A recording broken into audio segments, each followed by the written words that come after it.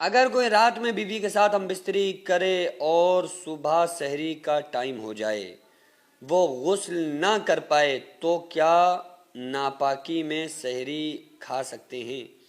यह एक इम्पोर्टेंट मसला है कि जो हस्बैंड वाइफ रमज़ानों की रातों में हम बिस्तरी करते हैं और उसके बाद वो जब नापाक हो जाते हैं, तो बाज़ मरतबा ऐसा होता है कि कुछ लोग जो जॉइंट फैमिली में रह रहे होते हैं, तो उनको सुबह गुस्ल करने में फिर बड़ी प्रॉब्लम हो जाती है कि वो सबके सामने गुस्ल कर नहीं सकते, एक शर्म व हया की वजह से। और सहरी का टाइम हो जाता है, तो अब वो क्या करें? क्या नापाकी की हालत में सहरी करना जायज़ है? उनका रोज़ा माना जाएगा या नहीं माना जाएगा?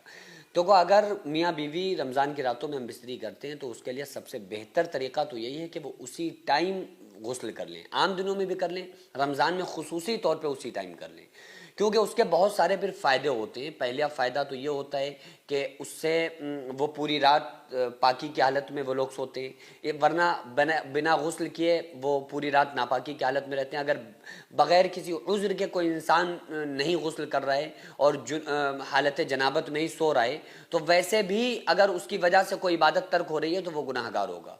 और रहमत के फ़रिश्तों के नुज़ूल में भी ये चीज़ रुकावट बनती है कि रहमत के जो फ़रिश्ते हैं, अल्लाह की रहमत आती है, तो जहाँ जुनबिश इंसान मौजूद होता है जिसने बिला वजह गुस्ल नहीं किया, तो इससे उस रहमत में और जो फ़रिश्तों का नुज़ूल होता है, इसमें भी वो चीज़ यानी कि आड़े आ जाती है, और इसलिए इंसान को पाक साफ रहना चाहिए। लेकिन अगर उस टाइम गुस्ल नहीं कर सका, अब सहरी का टाइम हो गया, तो अब अगर उसके पास ये मसला है, ये कंडीशन बन गई कि आधा घंटा है, अगर कोई बंदा गुस्ल करता है तो सहरी छूट जाएगी, सहरी खाता है तो फिर गुस्ल नहीं कर पाएगा। तो उसके लिए बेहतर है कि वो गुस्ल को मौखर कर दे, सहरी को कर ले। गुस्ल छोड़ दे, गुस्ल ना करे, वो नापाकी की हालत में सहरी करना जायज़ है, सहरी कर सकते हैं, क्योंकि उसके पास ऑप्शन है कि सहरी तो लिमिटेड है कि बस आधे घंटे में या पौन घंटे में ख़त्म टाइम, और उसके पास गुस्ल करने का अभी टाइम बहुत देर बाकी है, क्योंकि वो सहरी तो कर सकता है, लेकिन वो अगर सहरी का टाइम खत्म हो गया गुस्ल की वजह से, तो सहरी नहीं कर पाएगा। हालांकि फजर की नमाज में तो अभी बहुत टाइम होता है। सहरी जैसे बंदे ने की, वो तो उस टाइम सहरी खत्म हो जाती है जब फजर का टाइम शुरू होता है, और फजर का टाइम रहता कब तक है? सहरी के तकरीबन 1.5 घंटे बाद तक। तो अभी उसके पास 1.5 घंटा है, तो वो नमाज तो सहरी के बाद भी गुस्ल करके पढ़ सकता है।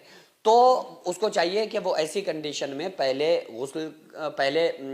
यानी सहरी कर ले, उसके बाद में फिर गुस्ल कर ले, फिर नमाज पढ़ ले।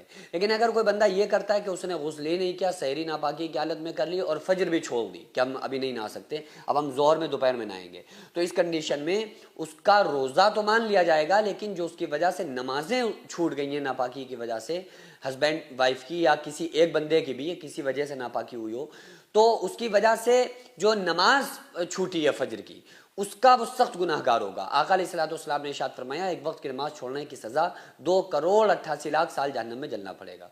तो इसलिए नापाकी की हालत में सहरी करना तो जायज़ है, लेकिन वो फजर का टाइम ख़त्म होने से पहले पहले गुस्ल करके फजर की नमाज को ज़रूर अदा कर।